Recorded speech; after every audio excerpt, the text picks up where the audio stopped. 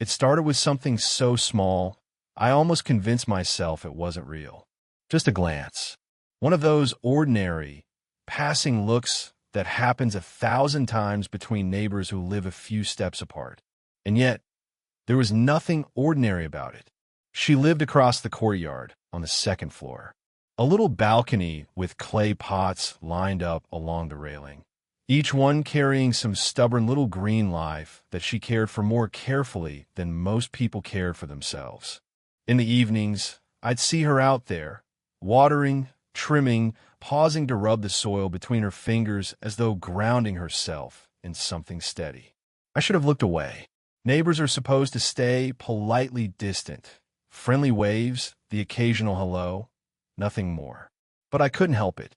She carried herself differently. There was a quiet grace about her, the kind that isn't loud, the kind that doesn't ask for attention, but draws it all the same. That night, the sky was washed in the soft gold of sunset, the kind that makes even the most ordinary street feel like a painting. I had stepped outside with a book in hand, pretending to read, but really, I was waiting for something I couldn't name. And then she appeared. She wore something simple, a pale sweater that slipped just slightly at the collarbone, her hair tied back loosely, a few strands brushing against her cheek whenever the breeze moved through. She bent over the plants, then looked up, and her eyes found mine.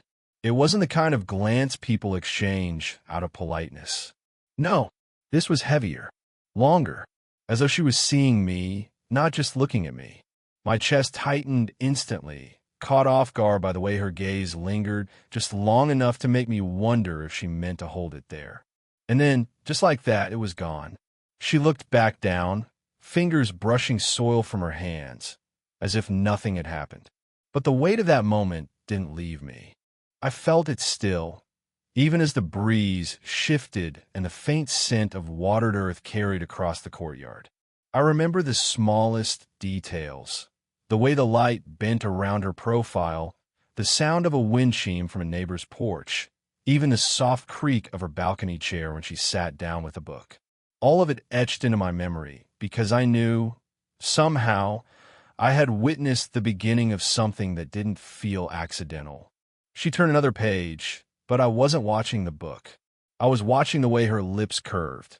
Not quite a smile, not quite nothing. The kind of expression that left me restless, as if it contained words she hadn't said out loud. And I realized, in that instant, that her silence was louder than most people's voices.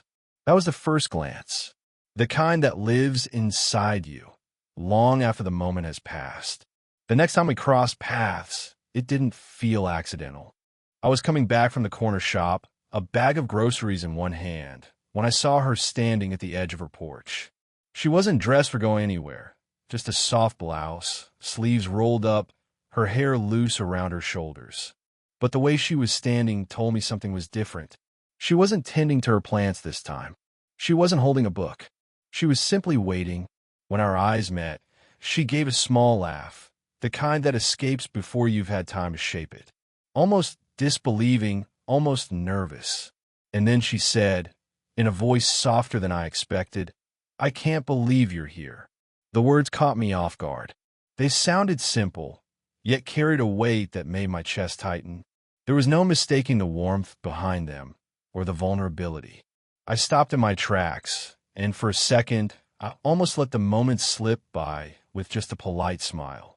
But something in me refused to let her words dissolve into the ordinary. So I answered in the only way that felt honest.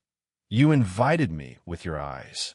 Silence stretched between us then, not uncomfortable, but heavy with meaning.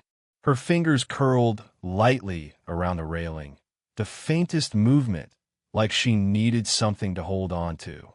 She tilted her head, and I saw the way her lips parted just slightly, as though she wanted to say something else but held it back. The air seemed charged, like the seconds had thickened around us. A car passed by on the street, but neither of us moved. For once, the world wasn't rushing. It was waiting with us. She broke eye contact first, but only for a moment, brushing a stray strand of hair behind her ear, her cheeks colored faintly by something that wasn't just the setting sun. Then she laughed again, softer this time, as if she couldn't quite believe what had just been said aloud. I walked closer, my steps slow, not wanting to startle the fragile magic of the moment. When I reached the base of her porch steps, I set the grocery bag down at my feet. She glanced at it, then back at me, her expression somewhere between amusement and curiosity. "You always say things like that?" she asked, voice warm, but her eyes searching me for sincerity. "Only when I mean them," I replied. Her lips curved into a smile she tried to hide, pressing them together as if to hold it back. But her eyes betrayed her, softer, brighter, as if they'd let something slip she wasn't ready to put into words. In that pause, I realized something. Sometimes invitations don't come as words or gestures or open doors. Sometimes they come the quiet way someone looks at you, like they've been waiting without daring to say it. And tonight, she had said it, not with her mouth, but with her eyes. That night, for the first time, I crossed the invisible line between being just her neighbor and being her guest. She was still smiling when she leaned against the porch railing and said quietly, "You could sit for a while if you want." It was casual, like an afterthought, but I could hear the hesitation tucked in her tone, as though she wasn't sure if she was really inviting me, or if she was just giving permission to the pull neither of us had been able to ignore. I stepped up on her porch, and the boards creaked beneath my weight. She gestured toward a chair beside hers, one of those wicker seats softened by years of evening use. I lowered myself onto it, suddenly aware of how close we were, the kind of closeness that made every movement, every breath, feel magnified. The night wrapped around us like a gentle blanket. Street lamps hummed in the distance. The faint buzz of cicadas filled the spaces between our words, and somewhere, far off, a dog barked once before the world fell quiet again. At first, our conversation was safe, ordinary. We talked about the street, about the old couple at the end of the block who always argued about their mailbox, about the weather shifting too quickly between seasons. She teased me for always carrying books around, and I teased her for giving names to her plants. But beneath the laughter, there were pauses. Long, unhurried pauses that didn't feel like empty space, but like unspoken truths hovering between us. I noticed the way her shoulder brushed the air near mine each time she leaned a little closer, as though drawn in without realizing it. The faint warmth from her body seemed to reach me across the small gap, and even the subtle sound of her breathing, steady, yet just a little uneven, felt strangely intimate. She cradled her mug of tea, fingers wrapped lightly around it, steam rising in the glow of the porch light. And for a moment, I couldn't focus on anything but the way her hands moved, graceful, practiced, yet trembling slightly when our eyes locked too long. I caught myself staring, but instead of pulling away, she held my gaze. Not boldly, not with declaration, but with something softer, like a quiet acknowledgement that whatever was happening between us didn't need to be named just yet. The evening stretched on in this delicate rhythm. Words, silences, glances. And though we spoke of nothing extraordinary, I left feeling as though something extraordinary had already begun. As I rose to leave, she walked me to the steps. Her voice was gentle when she said, "Good night." But her eyes carried something more, something unspoken, but impossible to miss. And when I walked back across the courtyard, the world felt changed. Not louder, not brighter, but deeper. Because I had shared an evening with her, and even in the quiet, it felt like a story had just taken its first breath. The next time we spoke, the tone between us shifted. It wasn't playful or teasing or light in the way neighbors sometimes keep things. It was slower, heavier, more honest. We were sitting on her porch again. Only this time the night was cooler, the air touched with the faint smell of rain still clinging to the ground. She had wrapped herself in a shawl, her hands resting lightly in her lap. The usual warmth in her expression was there, but it was softened, as though a part of her had grown tired of hiding behind small talk. She looked out across the street, not at me, when she spoke. Sometimes it feels like I've gotten too good at being alone. Her words lingered in the air, and I felt them settle into me. There was no self-pity in her tone, just a quiet truth, carried gently but firmly. She talked about the routines she kept, the plants that gave her a sense of care, the books that filled her evenings, the silence she had learned to live with. And yet, behind her steady words, I heard something else, the weight of what it costs to carry yourself gracefully when no one is there to see you falter. I didn't interrupt. I let her speak because something told me that silence was the most respectful answer I could give. When she finally looked at me, her eyes were softer than I'd ever seen them. I guess it's easy to make people think you're fine when they only see the surface. My chest tightened at the honesty in her voice. It was the kind of confession that feels fragile, like glass held in open hands. I shifted forward, resting my elbows lightly on my knees.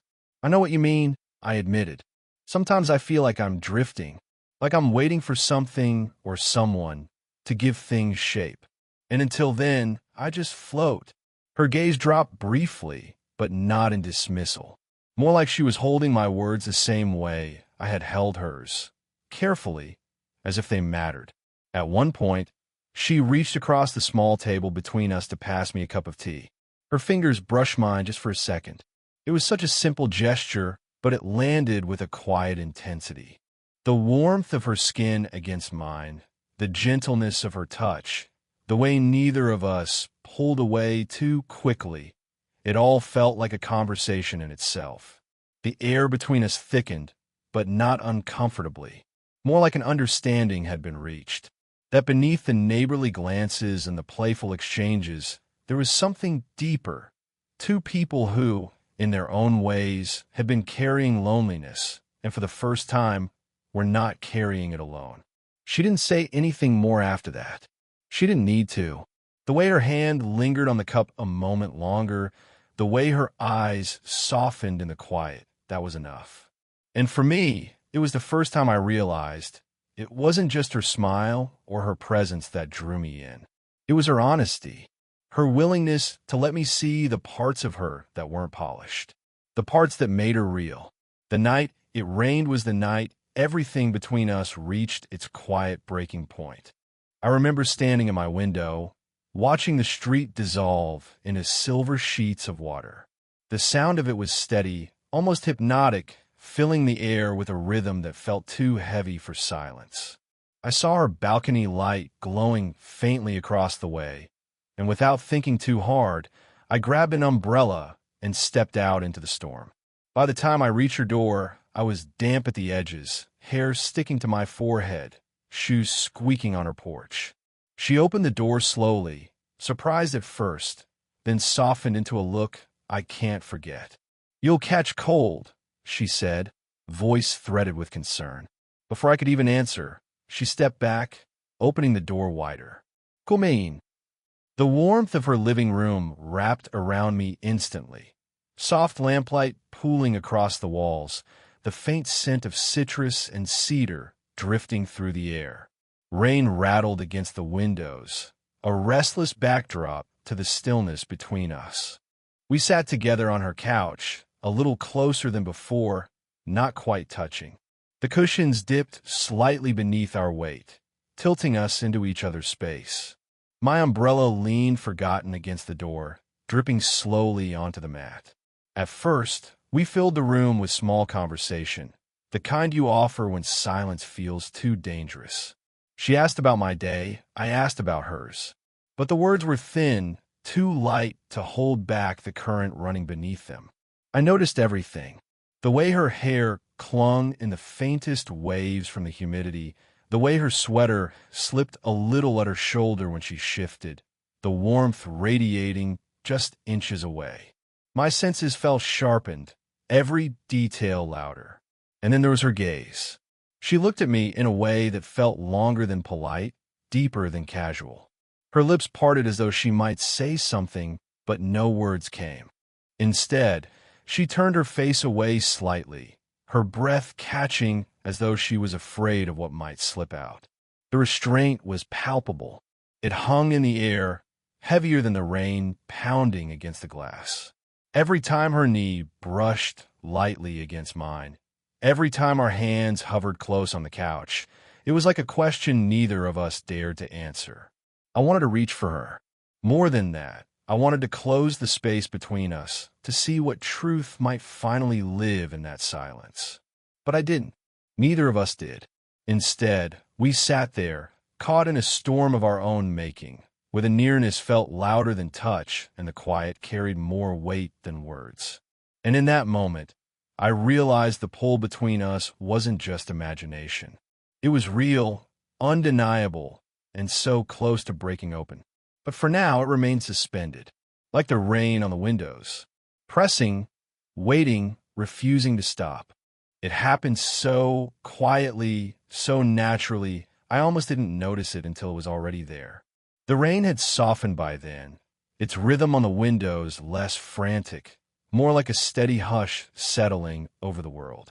We were still on the couch, the lamplight warm between us, silence hanging heavy after all the words we hadn't said. She leaned forward slightly, tucking her leg beneath her, and a strand of hair slipped across her cheek. Without thinking, I reached up, just a simple, instinctive gesture, and brushed it back behind her ear. My fingers grazed her skin. Warm, silky, too brief, and yet enough to make the space between us collapse in an instant. She didn't pull away. In fact, she stilled, her breath catching as though the air itself had shifted. Her eyes lifted to mine, wide and unguarded, carrying something I hadn't seen before. Not playfulness, not politeness, but something raw, something almost afraid to exist in the open. For a second, I froze, my hand hovering near her cheek. I could feel the faint heat of her skin even without touching, and it was like my entire body was balanced on that single point of closeness. And she leaned into it, just slightly, barely enough to notice, but enough to shatter the distance we had been holding on to for so long. Her voice came soft, almost trembling, though her words carried the weight of truth. This feels dangerous, but safe at the same time. The honesty in her tone disarmed me. She wasn't trying to hide, wasn't trying to make it lighter than it was. She was admitting the tension, the contradiction, the way our connection lived on the edge of something fragile and forbidden, and yet undeniable. I didn't answer with words. Instead, I let my hand slip gently into hers, resting in the space between us. Her fingers tightened around mine, tentative at first, then firmer, as though choosing not to let go. That single touch said everything. It wasn't fire, it wasn't dramatic, it wasn't rushed. It was steadiness. It was reassurance. It was the quiet recognition that neither of us had to pretend anymore. We sat like that for what felt like forever, her head tilting ever so slightly toward me, the faint brush of her hair against my shoulder, the softness of her hand warming mine. The storm outside faded, leaving only the quiet of two people finally daring to stop resisting what had been there all along. There were no grand declarations, no dramatic promises. Just the sound of her breathing evening out, the subtle way her thumb traced across the back of my hand, and the way my heart settled, as though it had been searching for this anchor all along. In that moment, we weren't neighbors or strangers circling around something unspoken. We were simply two souls finding the courage to step into the truth of what was already there. And it was enough. The morning after felt different. The storm had passed, leaving the world washed clean, the air carrying that crisp freshness only rain can bring. Sunlight streamed gently through her kitchen window, spilling across the wooden table where we sat.